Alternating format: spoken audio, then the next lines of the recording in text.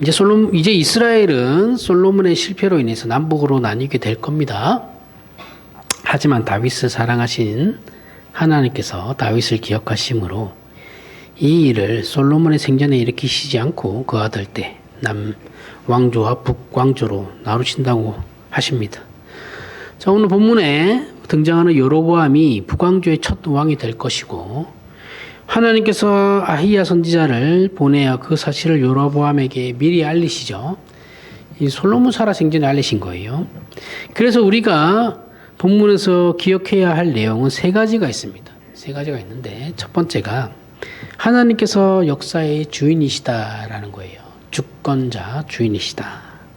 하나님께서 그렇게 하시기로 작정하셨다라는 겁니다. 하나님께서 이스라엘을 나누기로 작정하셨다. 뭐 다른 걸로 이제 되지 않아요. 그렇게 정하셨어요.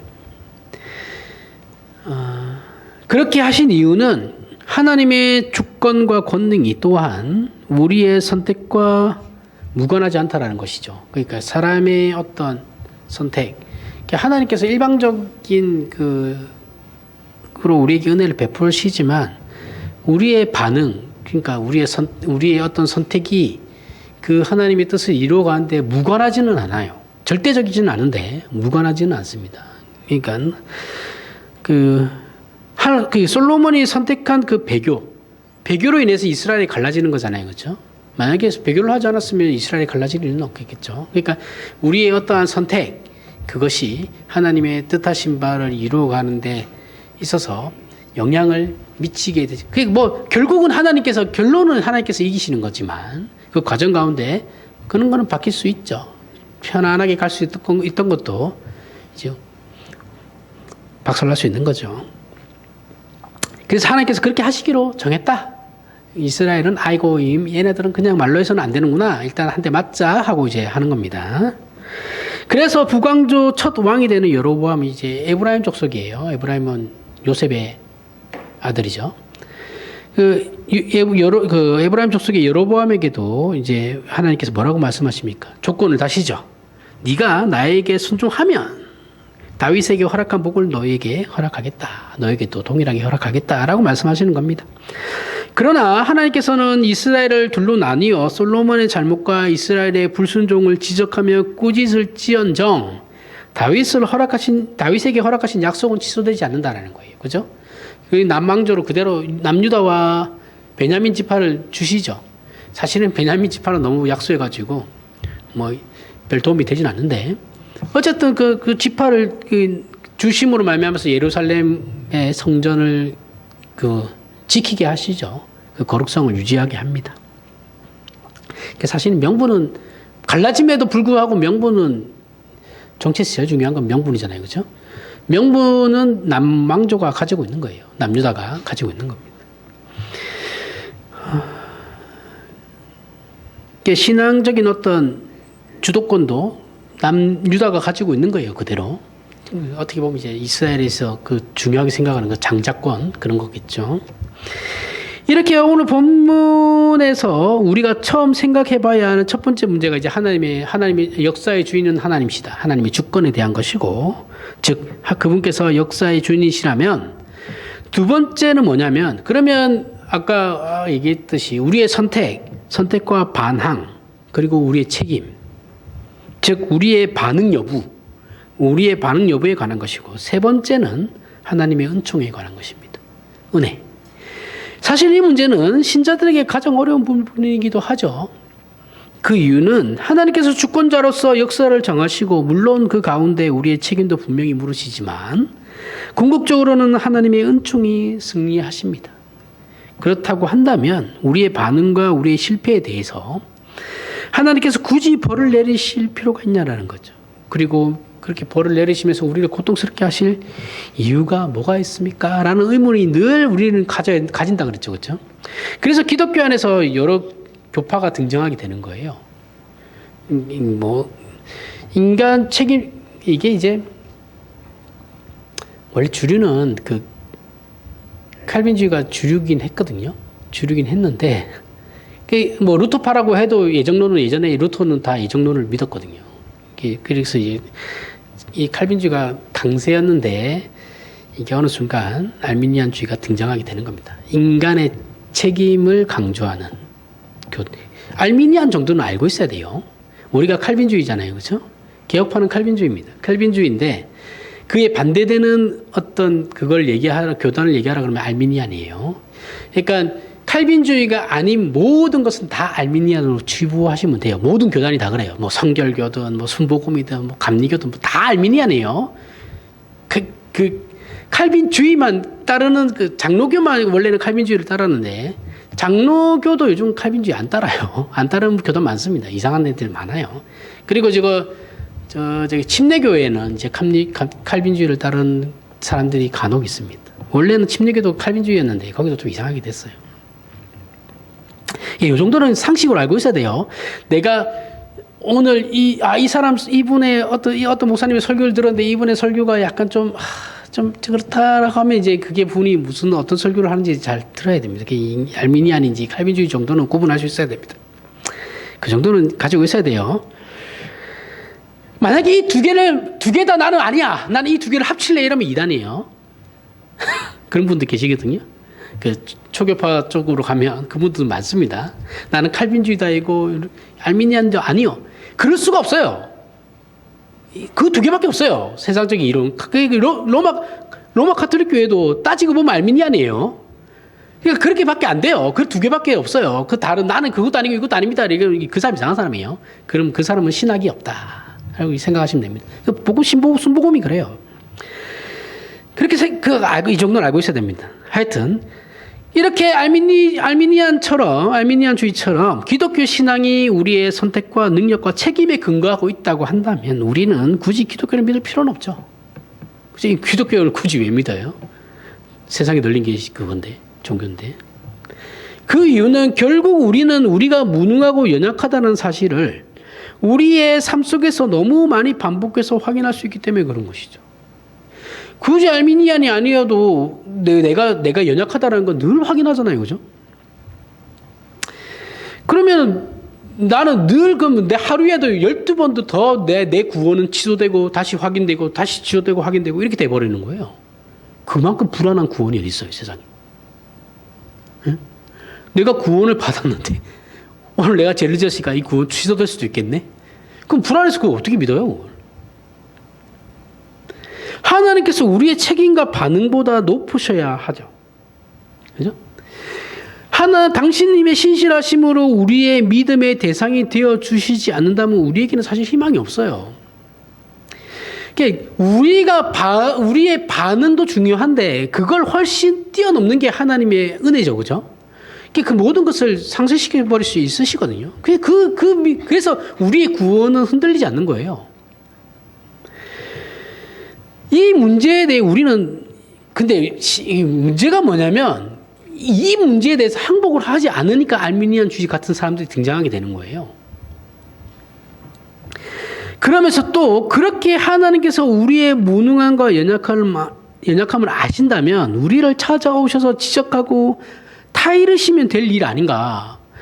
타이르시면 되시 왜 인격적이시라고 하는데 굳이 우리에게 이런 고난과 역경을 이스라엘처럼 나라까지 망하게 하는 저 처참한 고통과 절망을 굳이 겪게 하실 필요가 있는지를 겉으로 드러내며 말로는 못하지만 속으로 따지고 싶어 하죠. 우리는 이 문제에 항복을 안 하고 있으니까. 그러니까 알미니안이 등장했다 그랬잖아요. 그죠? 인간의 책임이 더 중요해. 이렇게 그런 사람들이 알미니안으로 가는 거예요. 제 아는 누나나 친한 누나 형이 있었는데 부부인데 이분들도 자기는 예정론이 도저히 이해가 안 간대요. 잘못 배워서 그래요. 목사들이 제대로 안 가르치니까 제대로 설명 못 해주니까 자기는 이거 아닌 것 같아요. 그래서 저쪽으로 갔어요.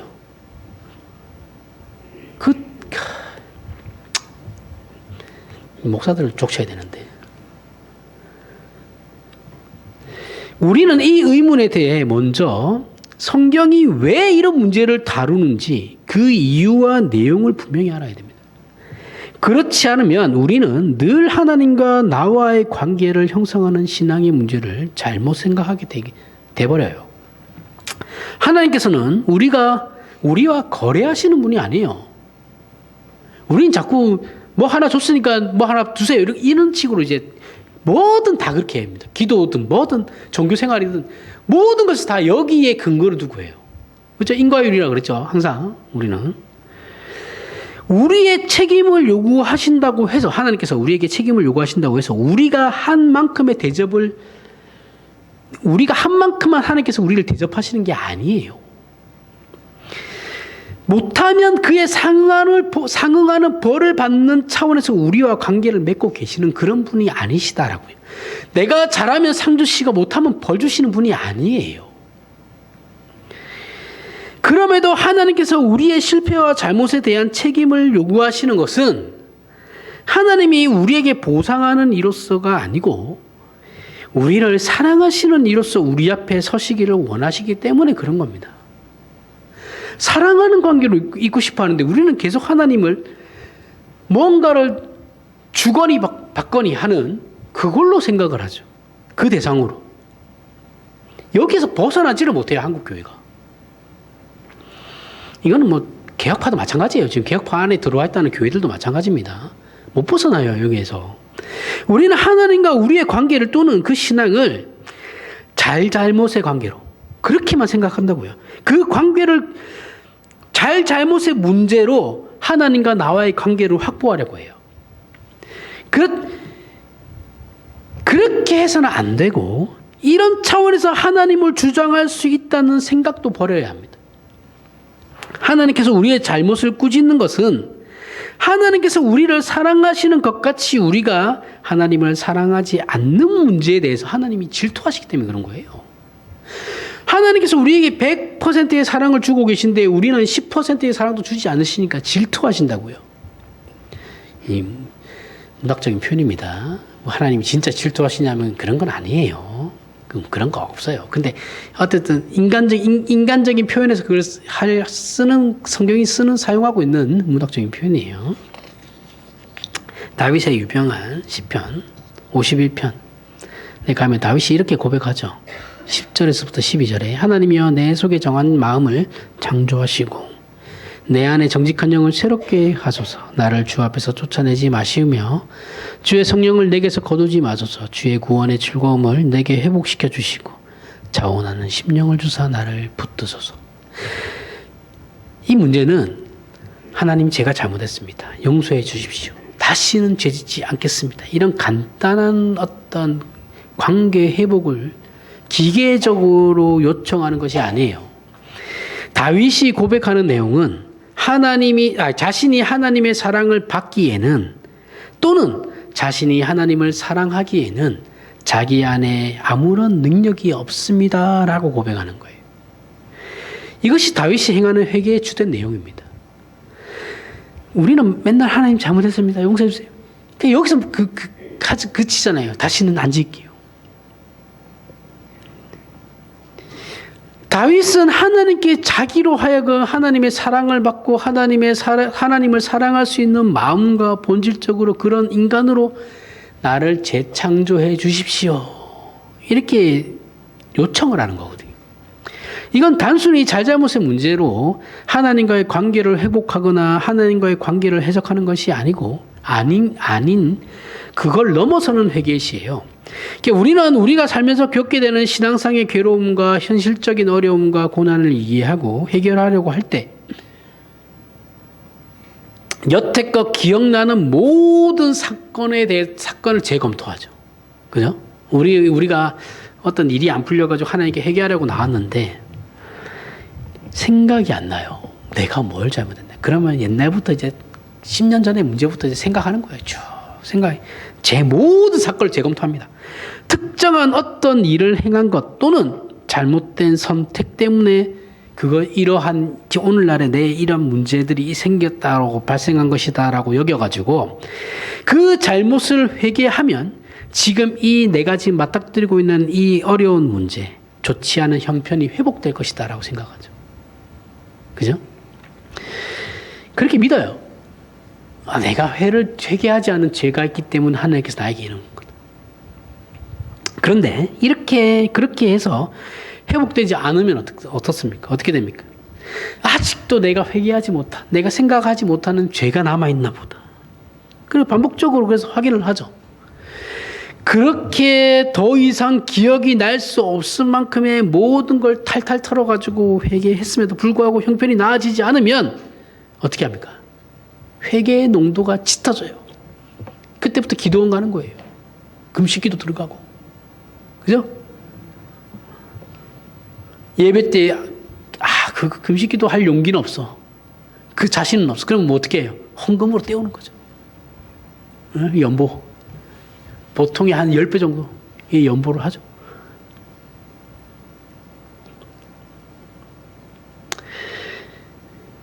물론 필요할 수도 있습니다. 그런 신앙행위가 필요할 수도 있는데 하나님께서는 본질적으로 당신님과의 관계를 이런 단순하고 기계적인 관계로 확보하려는 것이 아니죠. 그죠? 우리의 생각이나 행위에 대해 잔인할 만큼 무관심하시죠. 그러한 행동에 대해서 내가 그렇게 기계적으로 하나님과의 관계로 행복하리라. 내가 생각나지 않는 죄까지 다 끌어가지고 그게 안 되면 금식 기도를 해서라도 이 문제를 해결해. 하나님은 그 문제에 대해서는 무관심. 그렇게 하든 말든 신경 안 쓴다니까요. 그게 본질이 아니니까. 야, 내가 원하는 거 그게 아닌데 너 왜 자꾸 헛다리 짚고 있냐. 그 금식 기도 그런 게 무관심하다니까요. 그러면 그때부터는 우리가 어떻게 돼요? 미치는 거예요. 아니 그렇게까지 했는데도 안 된다고? 그럼 뭐가 문제야 도대체? 아무리 해봤자 아무것도 해결되지 않는데 믿음 자체는 부인되지는 않으니까 그럼 어떻게 돼요? 또 내가 계속 믿는다고 해서 내 형편이 나아질 것 같지도 않아.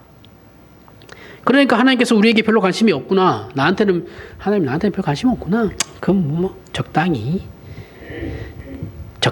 그냥 살아야겠다. 이렇게 되는 거죠. 이게 지금 한국교회예요. 압축한 한국교회. 딱 요 수준이에요, 지금. 그죠? 교세는 점점 더 줄어들죠. 교세 줄어드는 게 큰 문제냐면 그건 아니에요. 교세 줄어드는 건 늘어나는 거. 사람 숫자가 늘고 줄고의 문제는 기독교 신앙에 있어서 아무런 문제가 되지 않습니다. 그거는 목사들의 욕심이고 교인들의 욕심이에요. 사람들 욕심이지. 교세가 줄어드는 게 대단히 어떤 큰 문제인 것처럼 얘기하는데 아니에요. 그건 별 의미 없습니다. 그래도 처음에는 누군가가 예수 믿는 기쁨과 만족을 얘기하면 속이 타죠. 근데 나는 이렇게 슬럼프 아닌 슬럼프에 빠져 있는데 옆 사람은 내 친구는 내 이웃은 우리 교회 공동체 안에서 어떤 사람은 예수 믿는 만족에 대해서 계속 기뻐하고 있단 말이죠. 그럼 이제 솔깃해요. 그래서 난 안 되던데 하면서도 이제 그 사람을 흉내 내보기 시작해요. 그죠? 이것도 안 되면 내가 할 수 있는 거 다 해봤는데 안 되면 그러면 한두 가지 정도 효과가 있을 때도 있습니다. 그런데 오래 안 가요. 다시 원상복구됩니다. 그죠? 아니라고 하시면 다 경험이 있어요. 모든 사람이 여기에 다 경험이 있어요. 아닌 사람 없습니다. 교회당 다니면서 그런 거 아니요. 저는 안 해본 적 없는데 거짓말 하지 마세요. 다 해봤어요. 그렇게 했는데도 안 되잖아요? 그럼 더 당황해요. 그죠? 이렇게 되면 나중에 누군가가 신앙 때문에 기쁘다고 얘기하던가, 감동했다고 하는 것에 대해서 냉담해집니다. 그죠? 하나님에 대해 냉담해지고, 인생은 결국 그런 것이니 죽은 다음에 지옥에나 안 가면 되겠다. 아니어도 어쩔 수 없지, 지금 잘 먹고 잘 살면 되지, 이렇게 이 자리까지 내려가게 되는데, 우리 신자들이 여기 겪는 가장 큰 갈등 중에 한 개죠. 우리가 신앙생활을 하면서. 이거 전형적으로 기독교 신앙을 잘못 이해하고 있기 때문에 발생하는 사건이에요. 우리는 한국교회는 여기서 못 올라가거든요. 여기에 딱 갇혀 있어요. 하나님은 당신님의 은총을 온전케 하시고 우리의 무력함이나 미련함이나 어리석음을 뛰어넘어 우리에게 승리를 주실 거면서 왜 우리의 잘못을 이렇게 무섭게까지 추궁하시는 겁니까? 어차피 잘 되라고 하시는 건데 말로 하면 되잖아요. 말로 해서 들었으면 말로 했겠죠. 말로 했는데 안 들었으니까 그렇게 가는 거지. 그건 바로 우리를 사랑하시기 때문에 그런 거라는 거예요. 말로 할 때는 못 알아듣는다니까요. 말로 다 안 했을 것 같죠? 말로 그 전에 다 징조로 보이세요. 근데 우리가 그거 무시하잖아요. 무시해놓고 결국 한 대 쳐맞고 나서 아니 하나님 말로 하시지 왜 나한테 이러시? 이미 그 앞에 다 얘기했는데 그 우리의 영적인 민감성이 없어서 그런 거잖아요. 예? 영적으로 그래서 신앙적으로 민감해야죠. 그거 없으니까 나중에 뭐 말로 하시지 왜 그 때리고 왜 나한테 이렇게 힘들게 합니까? 이런 소리 하시면 안 되죠. 근데 왜 그렇게까지 하십니까? 그러면 또 그 말로 하시지 않고 그 계속 타이르는데 말 안 들으면 내버려 두시지 왜 또 그러면 한 대 때리면서까지 붙잡고 오세요? 우리 사랑하시니까요. 진심을 다하는 겁니다. 나는 너한테 진심으로 사랑을 고백하는데 너는 왜 나를 이용해 먹으려고만 하냐? 요거 그잖아요, 그죠? 요게 문제가 되는 거예요. 발단이 되는 거예요. 그러니까 너의 진심을 다하는 거거든요. 그리고 하나님께서 싫어하시는 것이 무엇인지를 보여주시거든요. 야, 나 이거 네가 이렇게 하는 거 나 싫어. 그러니까 그걸 하지 말고 너의 진심을 나에게 보여줘. 근데 우리는 그 싫어하는 걸 아무렇지도 않게 하죠. 그 사인을 안 주셨다고 하지 마세요. 계속 주신다니까요. 말씀으로 주시든 주변의 누군가를 통해서 뭔가를 통해서 어떤 사건들을 통해서 다 일어나는 사건들입니다. 우리가 신앙적으로 영적으로 민감하지 못해서 그런 거예요. 무뎌 있으니까.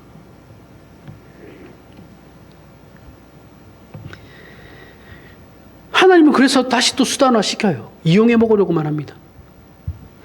우리는 하나님이 싫어하는 걸 싫어해야 하고 하나님을 사랑해야 하죠.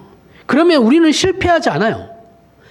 하나님의 사랑은 우리의 사랑과 다르기 때문에 그런 것이죠. 하나님의 사랑은 신실하시고 영원하시며 전능하시지만 그 사랑은 사랑하는 자의 진심을 요구하시는 사랑이에요. 그래서 하나님은 우리를 벌하시는 겁니다. 그렇기 때문에 벌하실 수 있는 거예요. 이건 심판이 아니에요. 그죠? 징계는 심판이 아니에요. 자식을 훈계하는 부모라는 것, 부모의 마음이라는 겁니다. 훈계하면서 마음 아파하시는 거죠. 이것이 다윗의 시편에 묻어 있다는 걸 우린 기억해야 됩니다. 51편에 15절 17절 주여 내 입술을 열어주소서 내 입이 주를 찬송하여 전파하리이다. 주께서는 제사를 기뻐하지 아니하시나니 그렇지 않으면 내가 드렸을 것이라. 주는 번제를 기뻐하지 아니하시나이다. 하나님께서 주고하시는 제사는 상한 심령이라. 하나님이여 상하고 통회하는 마음을 주께서 멸하시지 아니하시리이다. 자, 여기서 제사와 번제는 뭐예요? 하나님께서는 우리가 하나님께 무엇인가를 해드리기를 원하시는 게 아니다라는 거죠. 제사와 번제를 원하시지 않는다는 것은 하나님께서 우리가 하나님께 뭔가를 해드리고 뭔가를 해내고 그걸 원하시는 게 아니죠. 그죠? 그래서 땅끝까지 가서 전도할 생각하지 말고 지금 하나님께 우리의 진심을 드려야 된다는 거예요. 땅끝까지. 아니요, 나는 땅끝까지 가서 선교사로 땅끝까지 가서 하나님 복음을 전하고 쓸데없는 소리 하지 말고 지금이나 열심히 잘 살라는 거예요. 지금이나 오늘이나. 응? 내일 잘 산다고 모레 잘 살 건데요. 10년 뒤에 잘 살 건데요. 그렇게 떠들어대지 말고 지금 잘 살라고. 지금. 무엇을 해다 바쳐서 떳떳해지려고 하지 말고 우리 자신 즉 신자된 존재와 신자된 인생을 하나님과의 관계에서 누려야 한다는 말입니다. 지금 하나님과의 관계를 누리지 못하는 사람이 무슨 10년 뒤에 가서 누리기는. 우리나라에서 못 살던 사람이 이민 가면 잘 살아요? 응? 우리나라에서도 못 사는 사람들이 이민 가면 갑자기 성실해집니까? 그 사람이? 말 같지도 않은 소리죠. 이것을 위해 우리는 하나님을 사랑해야 하고 하나님의 사랑을 받는 줄을 알아야 하는 겁니다. 한국 교회가 이때까지 그렇게 가르쳐 왔어요. 비전. 너 비전 있니? 너 꿈이 있니? 너 왜 꿈이 없어? 꿈 없으면 죄인이에요. 무슨? 꿈이 없으면 왜 안 돼요? 왜 모든 사람이 다 꿈을 가져야 되는 겁니까? 아니에요. 그냥 일상 열심히 살면 돼요. 그 사람이 나중에 뭐가 되고 싶은 사람이 있는 반면에 아니 나는 그냥 평범하게 살 거야 하는 사람도 있는 거예요. 무슨 그게 없으면은 무슨 교회에서 죄인 취급해요. 너 왜 대학 안 갔어? 우리 교회가 그랬어. 제가 자랐던 교회가 그랬어. 대학 안 가면 무슨 죄인이에요. 하긴 우리 때 그게 좀 심하긴 했습니다. 저희 때 유독 대학에 대한 부모들이 그런 게 있었어요. 대학 안 가면 죄인이에요. 그래서 수능 끝나가지고 대학 와서 막 결정 나잖아요. 그러면 집사님들이 만나는 집사님들마다 너 어느 대학 갔니? 어느 대학 갔니? 야, 그런 야만의 시대가 어디 있어요? 응? 안 갔으면 어떻게 할 건데? 다 한국교회 이상하게 가르쳐서 그런 거예요. 그거. 그럼 그럼 다 대학 가서 다 꿈 가진 사람들 다 이뤘어요? 개뿔이죠, 그죠? 다 똑같이 살아요. 그냥 한 달에 몇십만 원 더 벌고 못 벌고 차이예요. 그놈이에요, 다. 이상한 복음주의가 들어와가지고 이상하게, 기독교를 이상하게 만들어놨죠. 그렇다고 복음주의가 다 나쁜 건 아닙니다. 단점만 얘기하고 있는 건데, 단점이 너무 커서 그런 거예요.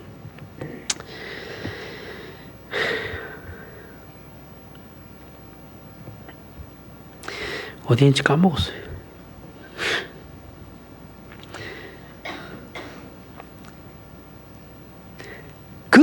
그래서 한국교회가 하나님과의 사랑의 관계는 누리지 못해요.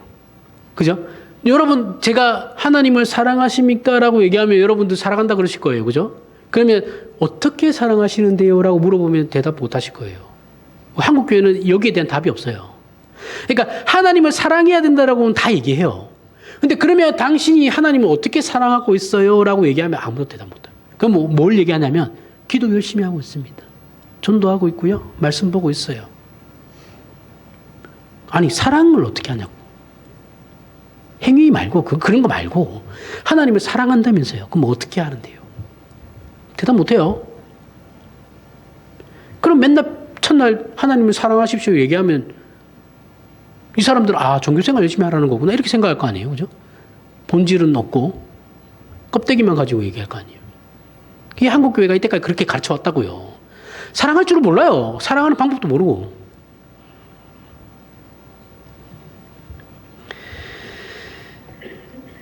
관계를 누려야 돼요. 그 관계를. 우리는 우리가 무엇인가를 하나님께 바치면 하나님을 흔들 권리를 가진다고 생각하거든요. 심각하게 얘기가 심각한 착각이죠. 그리고 하나님을 흔들 권리가 없으면 우리는 다 겁을 내는 이상한 신앙을 소유하고 있어요. 옛날에 이렇게 말씀하시는 분도 있었어요. 성경 말씀을 가지고 기도를 하면 하나님 꼼짝도 못한다. 하나님께서 약속하신 거기 때문에. 근데 그 성경 하나님께서 약속하신 도대체 그 성경 구절이 정말 하나님께서 말씀하신 건지 아니면은 다른 성경에서 부정적으로 이해한 건지를 본인은 구별을 못해요. 그럼 하나님 내 시작은 미약하였으나 내 나중 창대하리라고 하지 않았습니까? 그게 하나님께서 말씀하신 거예요? 요거 붙잡고 기도하잖아요. 응? 내 시작은 미약하였으나 나중은 심히 창대하리라. 그게 하나님께서 약속하신 게 아니거든요. 그거는 욥의 친구가 떠들어댄 거지. 그럼 그거 붙잡고 기도하면 기도가 돼요? 이런 것 하나하나가 다 문제. 미치는 겁니다. 그런 거 없어요. 우리가 어떤 걸 가지고 기도해도 하나님은 그 협박에 넘어가지 않습니다. 한 대 맞고 두 대 맞아요. 그냥 가만히 계시는 게 나아요, 차라리. 우리는 하나님의 자비나 은혜에 대해 너무 무지한 채 두려움만 가지고 있죠. 그죠? 그러니까 요 답을 가지고 있지 못하면, 하나님이 꼼짝 못하게 하는 그 답을 가지고 있지 못하면 하나님이 무섭기만 한 거예요. 그리고 그 두려움을 해소하기 위해서 뭘 해요? 봉사하는 거예요. 봉사. 몸을 떼우기 시작하는 겁니다. 돈 있으면 헌금하고. 그거 없애려고. 그 두려움을 없애려고. 결국 이 헌신은 감사나 기쁨으로 하는 것이 아니죠. 그죠? 두려운 헌신인 겁니다. 기뻐서 내가 자원에서 나오는 그 자원 봉사가 아니고 내가 혼나기 싫으니까 하는 거예요. 기도를 안 하면 하나님께서 때리실 걸로 생각하는 거죠. 종교생활 안 하면 하나님께 맞을 것 같으니까 하는 거예요. 이건 기독교가 아닙니다. 기독교는 그런 게 아니에요. 인간이 만든 모든 신은 무서워요. 대가적 희생을 치러야 합니다. 모든 신들은 다 그래요. 우리가 만든. 왜 희생이라는 말을 쓰냐면 가장 큰 헌신을 받아서 보상하는 신이기 때문에 그런 거예요. 인당수의 심청이 바치듯이, 그죠? 이런 것이 우리로 하여금 진정한 기독교 신앙을 하지 못하게 방해를 해요. 방해하고 하나님의 사랑을 왜곡시켜요. 외면하게 만듭니다. 그래서 두려운 하나님을 섬기게 하고 두려운 신앙생활을 하게 되는 거예요. 아닙니다. 그런 게 아니에요. 하나님은 우리를 사랑하십니다. 그 이유는 몰라요. 하나님 우리 왜 사랑하는지 모릅니다. 우리는 몰라요. 우리가 우리 자신을 봐도 흠모할 구석이 없는데 하나님께서 우리를 사랑하신다고 합니다. 이게 놀라운 거죠. 이게 기적이에요. 하나님께서 우리에게 고통을 허락하시는 것은 이 고통을 통해서 하나님께서 주시는 어떤 유익이 있기 때문에 그런 것이죠. 하나님께서 우리에게 바라시는 것이 있는데 이 고통을 통해서만 주어질 수 있는 거예요. 하나님께서는 우리가 기계나 짐승이나 자연같이 되기를 원하지 않으십니다. 사랑을 한다라는 건 상대방을 한 인격체로 요구하는 거예요. 그래서 하나님은 당신님의 사랑을 우리에게 주실 뿐만 아니라 알게 하시고 우리로 하여금 하나님을 사랑하도록 작업을 하시는 겁니다. 그렇죠? 이 작업에서 중요한 내용 중 하나가 우리로 하여금 자기중심적이고 이기적인 생각에서 벗어나 주변을 돌아볼 수 있고 남을 이해하고 사랑할 수 있는 마음을 만드신다라는 거예요. 그 고통을 통해서 우리는 자의에 의해 또는 타인에 의해 고통을 당합니다. 이렇게 세상은 고통으로 가득 차 있습니다. 이런 세상에서 인간은 그 누구도 도망갈 수 없어요. 그래서 인간은 종교를 만들고 이 고통을 면하는 것을 그 종교의 최우선 과제로 삼아요. 복을 비는 것도 결국 그 고통을 면하게 해달라는 거잖아요. 형통하게 살게 해. 아무런 고통이나 고난 없이 그냥 형통하게 살게 해달라는 게 우리가 원하는 복이잖아요. 그죠? 그 복도 결국 형통이잖아요. 그 면하게 해달라는 거거든요. 이건 기독교 신절도 마찬가지예요. 그러나 분명한 것은 하나님께서는 이 고통을 면해 주실 생각이 전혀 없다라는 거예요. 여러분, 내가 지금 왜 이렇게 사는지를 생각을 하셔야 돼요. 내가 이렇게 사는 거는 저 사람 때문이고 이 환경 탓이고 내가 부모를 잘못 만나서 그런 것이고 그런 게 아니고 왜 하나님께서 자꾸 나에게 이러한 형편을 허락하시는가를 생각해야 되는 거예요. 그게 아니면 답이 안 나. 그렇게 아니면 핑계밖에 안 되고 원망밖에 안 나옵니다. 고통을 면해 주실 생각이 없어요. 우리가 고통을 당하면 타인에 대한 무관심을 깨트리게 돼요. 내가 아파 보면 아픈 사람이 이해가 돼요. 그죠? 이게 이제 우울증이 그런 건데 병이 나서 아픈 거는 저 사람 아프겠다 이런 생각을 해요. 어느 정도는. 그런데 우울증이나 이렇게 정신적인 문제 있잖아요. 자기는 안 겪어봤거든요. 이해를 못해요. 아니 저거 의지만 가지면 되는 거 아니야? 이렇게 생각해요. 특히 우울증 같은 경우는 특히 그런 거였어요. 아니 저거 왜 자꾸 저렇게 자기를 못 살게 굴까? 이렇게 생각하거든요. 근데 내 주변에 우울증을 겪은 사람이 있잖아요. 그러면은 타인의 우울증에 대해서 굉장한 이해를 가지게 됩니다. 그러니까 이건 안 겪어본 사람은 몰라요. 주변에서 우울증에 대한 겪은 사람이 없으면 절대 이해 못 합니다. 이해한다는 거 거짓말이에요. 이해 못 해요. 왜 자기는 안 그렇거든. 그래서 우울증 걸린 사람 주변에 있으면 다른 사람의 우울증에 대해서도 깊이 있게 생각하게 할 수 있게 똑같은 거예요. 고통도. 형통할 때는 내가 아파봐야지, 내가 그 고통과 고난을 겪어봐야지 다른 사람의 형편에 대해서 내가 이해할 수 있게 되는 거예요. 형통할 때는 전혀 필요성을 느끼지 못하죠. 그죠? 재벌들이 서민들의 삶을 이해합니까? 못해요. 죽었다 깨어나다 못합니다. 그 사람들. 내 형통할 때는 몰라요. 모르던 것을 내가 고통을 당하게 되면서 하나님께 아우성을 당하게 되면서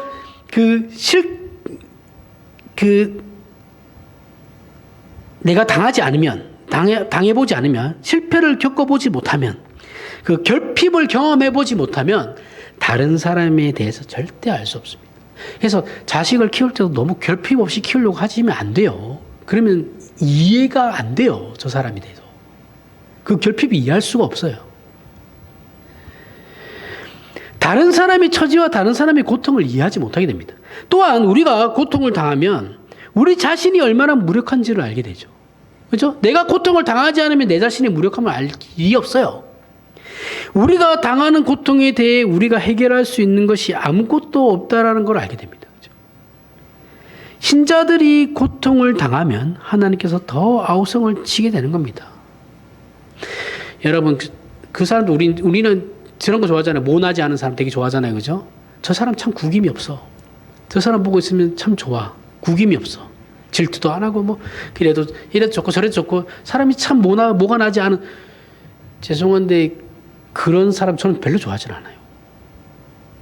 이해를 못해요. 다른 사람에 대해서. 그 사람은. 우리가 볼 때 그 사람이 좋아 보일지 모르겠지만, 그리고 세상에 뭐 우리가 위대하다고 얘기하는 사람들 있잖아요. 문학가든 뭐 영웅이든 전부 다 결핍적인 사람이에요. 문제가 있는 사람들이에요, 다.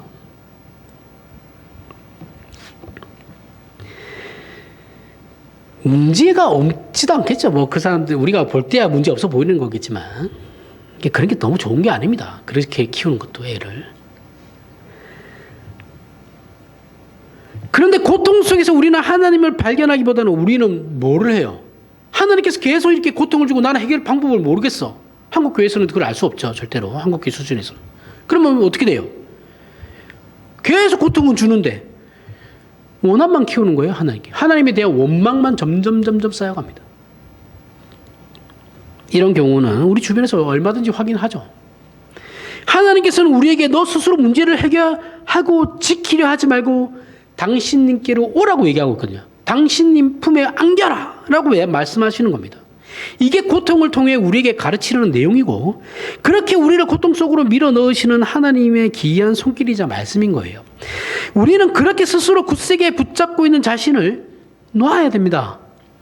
인간이라는 존재가 예수를 믿고 마음의 평안을 얻게 되는 가장 큰 이유가 뭐예요? 우리는 인간은 이 자기가 할 수 있는 일로 자기 영혼의 갈증을 해결할 수 없다라는 걸 알기 때문에 그런 것이죠. 내가 해결할 수 없다라는 것을 알기 때문에 어떻게 해요? 예수 그리스도께 안기는 겁니다. 그럼 평안하죠. 자식이 지가 해결할 수 없는 일 때문에 부모에게 와서 안기잖아요. 해결해 달라고. 세상의 필요를 채우는 것뿐이라면 우리는 굳이 예수를 믿을 필요가 없어요. 그죠? 세상의 문제에 대한 문제를 해결해 달라는 거는 다른 종교에서 다 있습니다. 그런 거. 뭐 돈 벌어 가면 되죠. 뭐 제일 쉬운 거. 복채 5만 원 내고. 세상의 문제를 해결하는 문제는 세상의 권력이나 세상의 어떤 것들로 대강 땜빵도 할 수 있어요. 그죠? 세상의 문제를 해결할 거면 세상의 권력과 손을 잡는 게 제일 편해요. 아니면 돈이에요. 돈만 있으면 다 해결됩니다. 우리나라에서 돈으로 해결 못하는 일은 별로 없어요. 하지만 우리 인간 영혼 깊은 곳에 자리 잡은 욕구들은 세상의 것들로는 해결이 안 된다라는 게 문제죠. 그래서 우리는 하나님의 부르심에 반응할 수밖에 없는 겁니다. 그죠? 이것이 성경이 말하는 고통의 참된 의미예요. 우리는 결국 하나님을 의지하고 하나님 안에서 평안을 누리며 하나님으로부터만 위로와 도우심을 구할 수밖에 없고, 그것이 유일한 답이라는 것을 알게 되죠. 이게 이제 고린도전서 15장에 이렇게 설명되고 있습니다. 51절부터 58절에 보라 내가 너희에게 비밀을 말하노니 우리가 다 잠잘 것이 아니요 마지막 나팔의 순식간에 호련히 다 변화되리니 나팔 소리가 나매 죽은 자들이 썩지 아니할 것으로 다시 살아나고 우리도 변화되리라. 이 썩을 것이 반드시 썩지 아니할 것을 잊겠고 이 죽을 것이 죽지 아니함을 입으리로다. 이 썩을 것이 썩지 아니함을 입고 이 죽을 것이 죽지 아니함을 입을 때에는 사망을 삼키고 이기리라고 기록된 말씀이 이루어지리라.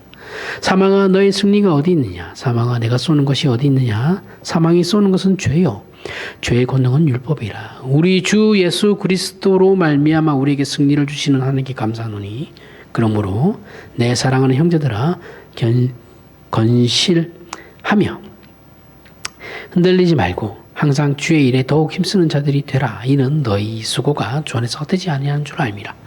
자, 바울은 부활에 대해서 얘기하고 있어요. 우리가 이 세상에서 죽어서 인생을 마감할지라도 그게 끝이 아니며 부활할 것을 말하고 있습니다. 그죠? 하지만 여기에는 더 중요하고 더 깊은 성경의 가르침이 있어요. 우리가 믿고 있는 부활은 사망이 만들어내는 게 아니죠. 사망이 부활을 만들어내는 건 아니에요. 사망은 생명을 만들지 못합니다. 하나님께서 우리에게 만들어내는 궁극적인 운명을 사망으로 멸망하도록 두시지 않으시겠다라는 것이 부활이에요. 그렇죠? 사망은 인간의 죄의 결과예요. 선악을 알게 하는 나무의 열매를 따먹음으로 말미암아서 발생하게 된 것이 사망이, 원래 사망이라는 게 없었습니다. 그죠? 그렇게 생겨나게 된 인간의 죄의 결과입니다. 그러면 이 죄의 결과를 하나님께서 해결해야 되잖아요. 그죠? 그래서 예수 그리스도를 보내시고 예수 그리스도께서 죽으셨어요. 죽으시고 부활하시는 거잖아요. 부활하시는 것이 이 사망을 해결했다라는 문제의 첫 열매로 부활하시는 거거든요. 그러니까 부활하지 않으면 이 사망이 해결이 안 되는 거예요. 그래서 무조건 부활하셔야 돼요. 예수 그리스도는. 이 사망이 해결돼야 되니까. 그 예로 첫 번째 열매로 예수 그리스도께서 부활하시는 겁니다. 우리도 동일하게 그렇게 된다라고 말씀하시는 겁니다. 이 부활이 중요해요. 죽으시고 끝나는 거면 아무런 의미가 없어요. 부활하셔야지 의미가 있는 겁니다. 우리는 그래서 죽을 운명이고 죽음밖에 만들어내지 못하는 존재들이지만 예수 안에 있는 신자로서 하나님께서 우리를 부활로 승리하게 하신다는 거죠. 그렇죠? 예수 그리스도의 승리는 부활이잖아요. 그렇죠? 그 이유는 사망이라는 결과를 만들어내는 법칙은 죄라는 이유 때문이고 죄를 사망으로 선고하는 법칙은 율법이죠. 그죠? 그 율법은 인과율의 법칙이라 그랬어요. 이 원인과 결과의 법칙이고 심은 대로 거두는 법칙이에요. 우리가 한 대로 받은 결과라면 우리는 사망밖에 만들지 못해요. 그 이유는 법은 평생 죄를 지어야 죄인이 되는 것이 아니라 한 번만 죄를 지어도 죄인이 돼요. 그죠? 우리가 한 번만 잘못해도 빨간 줄 꺼이면 죄인이잖아요. 우리는 언제나 죄인이지만 그 죄를 늘 외적으로 드러나게 짓는 것은 아니에요. 하지만 죄를 짓지 않을 방도는 없습니다. 티 안 나게 지을 수는 있겠지만 죄를 짓지 않을 방법은 없어요. 왜냐하면 우리는 우리 안에 있는 죄를 실천할 것인지 말 것인지만 있지 죄를 지을 것인지 생명을 만들 것인지의 선택은 없어요. 우리는 생명을 만들 능력이 없어요. 우리 인류는 이 인과율의 법칙에서 벗어날 수 없고 이 법칙에 따라 사망 외에 다른 것을 결과할 수도 없습니다. 그러나 바울이 말하는 건 뭐예요? 고린도서 15장에서 하고 싶은 말은 하나님은 다르다라는 거예요.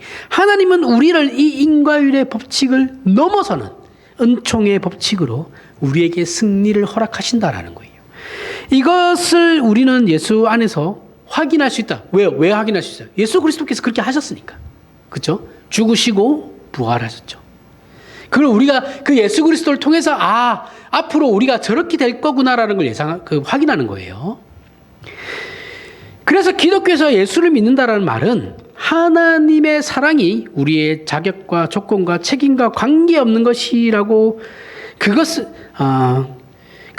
뛰어넘는 것이라고 믿는 거예요. 우리의 자격과 조건과는 아무런 상관없어요. 그것을 뛰어넘는 겁니다. 예수께서 오실 때 그러셨던 것처럼 죽으실 때 그러셨던 것처럼 우리에게 허락하신 부활과 영생도 우리의 자격과 조건과 책임에 근거하지 않을 것을 믿는 거예요. 그러면 다시 돌아와서 그럼 우리에게 왜 벌을 주시고 고통을 가하시는가? 왜 이스라엘을 굳이 저렇게 나누시나? 하나님께서는 단순히 우리의 잘못을 지적하는 것이 아니라 우리의 전심을 요구하는 사랑으로서 다스리시기 때문에 우리가 하나님을 외면하는 문제들에 대해 가만히 있으실 수 없기 때문에 그런 거예요. 자식이 부모를 외면하는 문제에 대해서 어느 부모가 그거를 가만히 놔두겠어요? 때려서라도 데리고, 그죠? 그 관계를 회복하려고 그러지.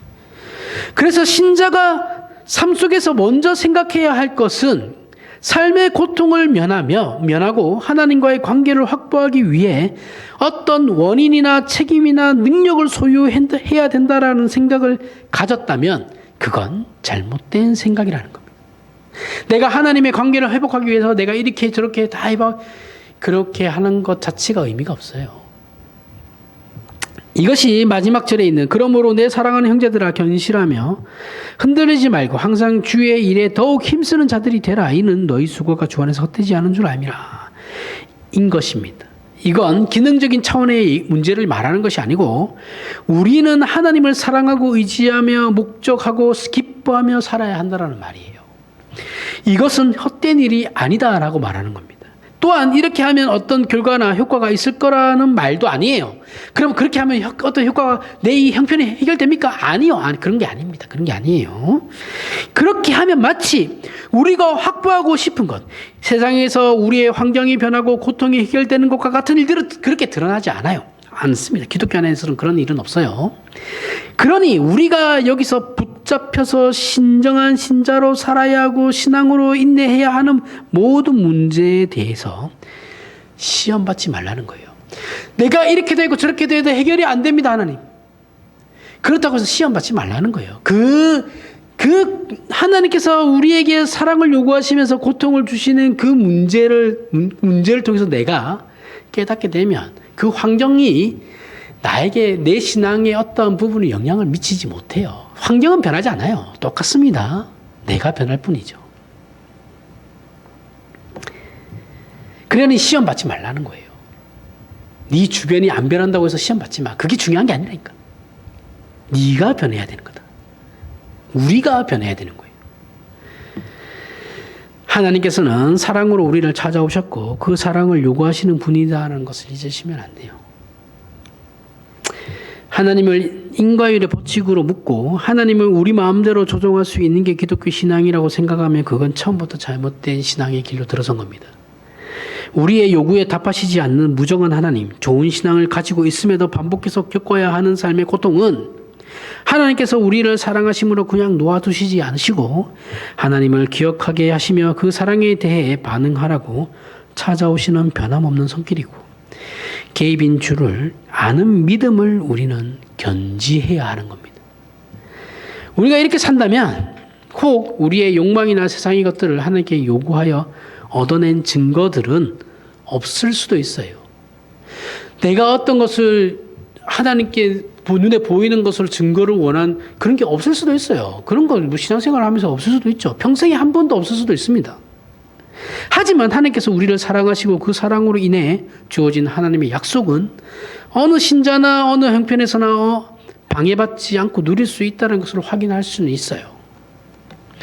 저와 여러분에게는 다른 것보다 이 특권의 확인이 먼저 우선되어야 한다는 것을 알아가시며 넉넉히 신앙생활을 기쁘게 감사하게 누리시길 바랍니다. 기도하겠습니다. 하나님 아버지 은혜를 감사합니다. 우리가 하나님의 사랑을 입은 복된 존재임을 확인했습니다.